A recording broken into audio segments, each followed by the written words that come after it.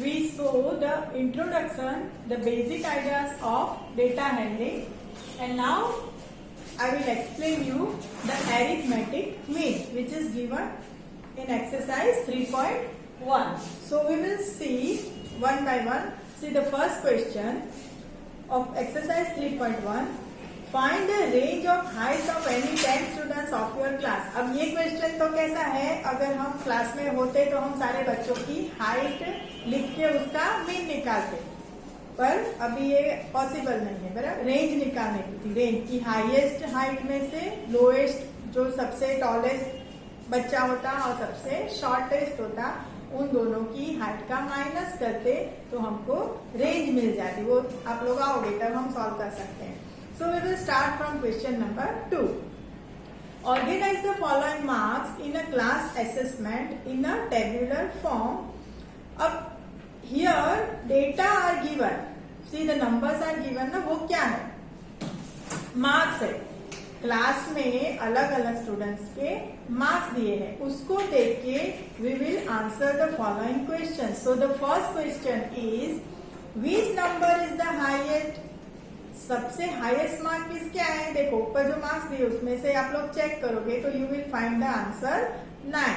So you will write in your notebook question 2, उसका 1 number, which number is the highest? So you will write down 9 is the highest. Then second, which number is the lowest? Now you observe the data and you will find that one mark, किसी के कम marks भी आते हैं ना, तो lowest mark कितने हैं? 1. So you will write 1 is the lowest.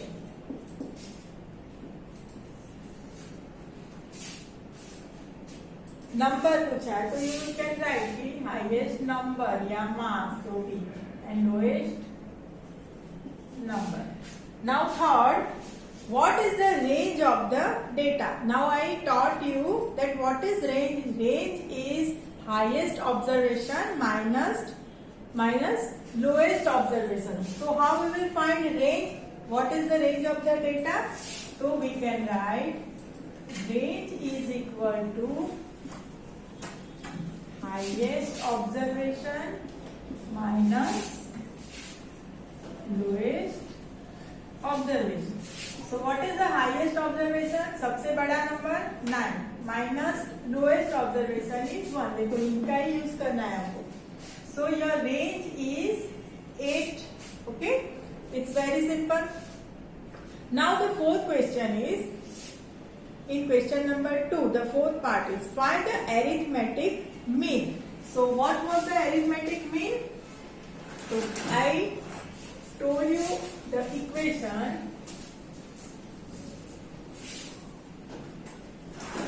Okay, so you can write in your notebook, video post करके आप लोग कॉपी कर देना.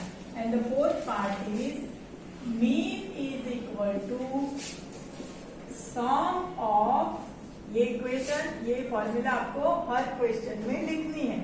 सम ऑफ टोटल ऑब्जर्वेशन, ये ऑब्जर्वेशन का शॉर्ट फॉर्म है, अपॉन नंबर ऑफ ऑब्जर्वेशन. अब यहाँ पे जो डेटा दिया है 4 + 6 + 7 + 5 सारे आपको यहाँ लिखने हैं. अपॉन कितने डेटा है? तो व्हेन यू विल काउंट 1 2 3, ये टोटल डेटा कितने हैं, तो यू विल गेट कि जो सम हो रहा है वो 100 है और उसका data number of observation are 20. आप लोग काउंट करके चेक कर लेना कि इनका जो टोटल हो रहा है वो सारे 4 + 6 + 7, उनका टोटल 100 हो रहा है और वो डेटा कितने ऑब्जर्वेशन कितने हैं? They are 20. So 100/20 is equal to 5. So the arithmetic mean is 5 in this question. Now question number 3. Find the mean of the first 5 whole numbers. Find the mean of first 5 whole numbers. देखो इसमें data नहीं दिया है, क्या बोला है? First 5 whole numbers. तो we have to think कि फर्स्ट 5 होल नंबर्स कौन से होते हैं. This is our question number 3. तो पहले तो हम इसका डेटा लिखते हैं. जैसे फर्स्ट 5 होल नंबर्स आर, अब होल नंबर्स हम लोग स्टैंडर्ड 6 में सीख चुके हैं. वो whole number start from 0. Then first 5 लेने, मतलब 0 एक हो गया, ये दूसरा हो गया, 2 3 एंड 4, मतलब 1 2 3 4 5. ये क्या हो गए, ये फर्स्ट 5 होल नंबर्स हो गए. तो इनका हमको मीन निकालना है. बोला है ना, find the mean of the first 5 whole numbers. तो ये हमारा डेटा हो गया.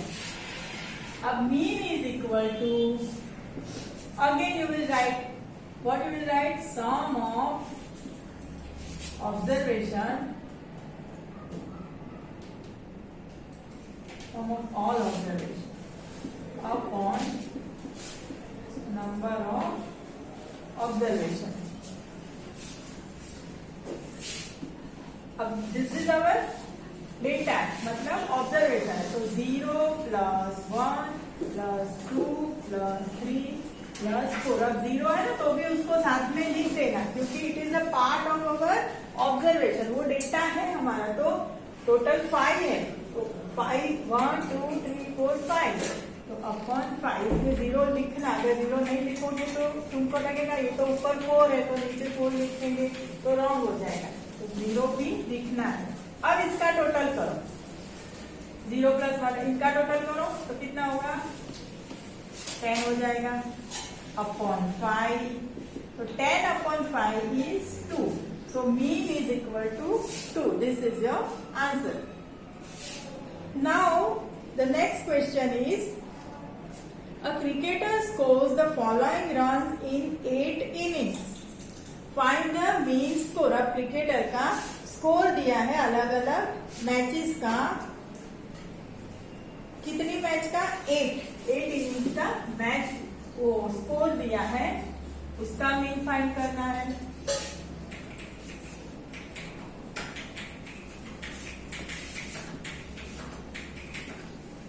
So question number 4 is, question number 4 you can do yourself. Okay, देखो मैं समझा देती हूँ, अपने आप खुद कर लेना. That is your homework. 58. तो you will write the equation, mean is equal to, वो वाला फॉर्मूला लिखना. Then you will write 58 plus 76 plus 40 plus 35 plus 46 plus 45 plus 0 plus 100 upon, कितने हैं टोटल, कितने ऑब्जर्वेशन है, 8 टाइम्स वो खेला है ना, तो अपॉन 8. तो आपका टोटल हो जाएगा 400 अपॉन 8. जब टोटल करोगे लिख के, then you will get the answer 50. 400 upon 8 you will get 50. ये आप खुद सॉल्व करोगे. So that will be your mean. Now I explain you question number 5. Following table shows the points of each player scored in 4 games. अब यहाँ पे अलग अलग players हैं. प्लेयर्स के नाम है A, B एंड C. और उन्होंने अलग अलग गेम्स के लिए, कितनी टाइप्स की गेम है, there are 4 types of game. Game 1, game 2, game 3 and game 4. तो उसके कॉलम दिए हैं. अब ये जो टेबल है उसको देख के नीचे जो क्वेश्चंस दिए हैं उनके आंसर लिखने हैं. Now answer the following questions. So,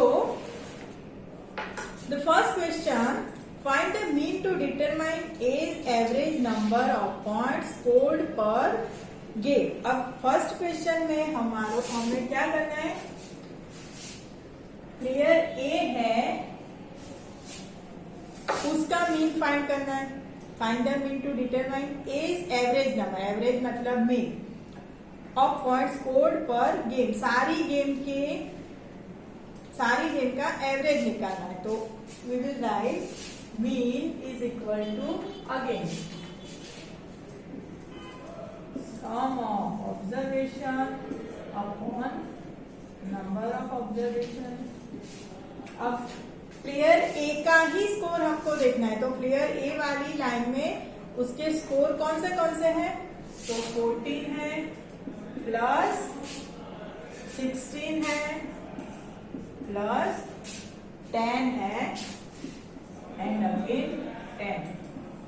कितने ऑब्जर्वेशन हो गए? 1 2 3 एंड 4। अब इसका टोटल करोगे तो कितना हो जाएगा? 50 अपॉन 4। अब 50 अपॉन 4 करेंगे तो we will get the mean. अब पॉइंट में आपको डिवीजन आता है, 50 डिवाइड बाय 4 करो, 4 1 जा 4, ऊपर से 10 लाए तो 4 2 जा 8, 2 बच गया। पर ऐसे हमको रिमाइंडर में 0 लाना है तो पॉइंट लगाएंगे। यहाँ आगे कोई नंबर नहीं है तो यहाँ पॉइंट लगा दो और यहाँ एक 0 ले लो, तो 4 5 जा 20। अब हमारा रिमाइंडर 0 आ गया तो हमारा क्वोशंट हो गया 12.5, जो हमारा मीन हो गया, आंसर हो गया। ठीक है, इस तरह से पॉइंट में आंसर फाइंड कर सकते हैं। नाउ उसका बी क्वेश्चन है to find the mean number of points per game for C. जो सी वाला प्लेयर है उसका क्वेश्चन है, would you divide the total points by 3 और बाय 4? वाई? अब ये हमको यहाँ पे पूछा गया है कि जो प्लेयर सी है, आप लोग अपनी टेक्स्ट बुक में ध्यान से देखना, प्लेयर सी जो है, बी की बात नहीं है, we are talking about player C. तो सी का जो मीन फाइंड करना है हमको, उसके लिए जैसे हमने यहाँ ए का फाइंड किया तो हमने 4 से डिवाइड किया, तो यहाँ पे वो पूछ रहे हैं कि प्लेयर सी का फाइंड करने के लिए आप 3 से डिवाइड करोगे कि 4 से? यहाँ पे 3 लिखेंगे कि 4 लिखेंगे? And why? देखो ये ध्यान से समझना हो, तो इसका आंसर आएगा 3। वाई 3? अब प्लेयर सी का आप लोग स्कोर देखो, पहली गेम में वो he got 8 points, in second game he got 11 points and in third game he did not play. वो खेला ही नहीं तो पॉइंट काउंट करेंगे ही नहीं। And in game 4 he scored 13 point. तो वो खेला ही नहीं है, वो पॉइंट को हम कैसे, वो गेम को हम लेंगे ही नहीं। तो कितनी गेम वो खेला? 3 गेम खेला। ठीक है, इसीलिए इसका आंसर आएगा 3। तो हम लोग लिखेंगे, क्या लिखोगे? देखो,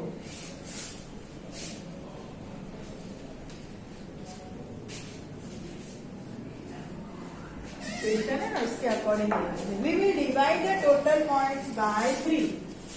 ये थर्ड है, we will divide the total points of player C by 3 से डिवाइड करेंगे। And why? Because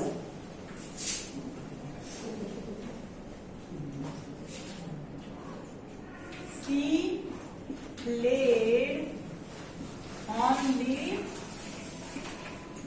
3 games. She played only 3 games. वो सिर्फ 3 गेम्स ही खेला है। जो गेम एक गेम है वो खेला ही नहीं है, थर्ड वाली गेम वो खेला ही नहीं है, इसलिए 3 से डिवाइड करें। The next question is B played in all the 4 games. अब B वाले का, प्लेयर B का जो है स्कोर वो देखो लाइन से। How would you find the mean? अब B का मीन कैसे फाइंड करेंगे? तो B का स्कोर है 0 8 6 एंड 4। अब देखो B खेला है 4 गेम, फर्स्ट गेम में उसका 0 पॉइंट आया, तो कोई बात नहीं, हम क्या करेंगे, mean is equal to 0 plus, जैसे आगे वाले क्वेश्चन में किया था ना 0 वाला, क्वेश्चन 4 में इस तरह से 0 प्लस 8 प्लस 6 प्लस 4, ये है उसका स्कोर। 0 ले लेने का, वो खेला तो है ना, अपॉन 4, 4 गेम वो खेला है, इसलिए we will divide by 4। So here the total is 18 upon 4। अब 18 अपॉन 4 को तुम लोग, अभी मैंने पॉइंट वाला सिखाया, उस तरह से करोगे तो you will gate 4.5. 4.5 will be your mean. And the last part is who is the best performer. अब सबसे अच्छा कौन खेला, who is the best performer? तो आप लोग सबका मीन चेक करो. देखो ए का आया 12.5, बी का आया 4.5 और सी का आया है, वो फाइंड नहीं किया है पर हम फाइंड करते हैं तो उसका आता है 10.6. अगर 3 से डिवाइड करेंगे ना टोटल को तो 10.6 आता है. तो the answer of fourth part, who is the best performer? Player A is the best performer.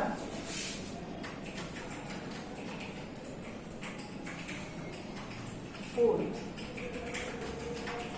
ये हो गया थर्ड और ये है सेकेंड, सी वाला.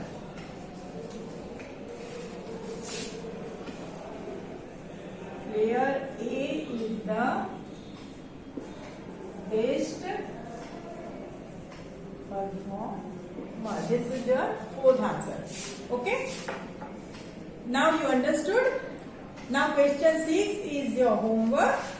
You will do yourself. ठीक है. उसमें भी क्या दिया है? टेस्ट के मार्क्स दिए हैं बच्चों के. तो वो टोटल करोगे और कितने स्टूडेंट्स हैं, कितने बच्चे हैं, उनको डिवाइड करोगे. अच्छे से फॉर्मूला लिख के ये क्वेश्चन अच्छे से आप लोग सॉल्व करोगे. ठीक है. तो आपकी फिर 7th, 8th, 9th के लिए मैं दूसरा वीडियो भेज दूंगी तो ये आपकी एक्सरसाइज पूरी होगी. ठीक है. Okay, bye.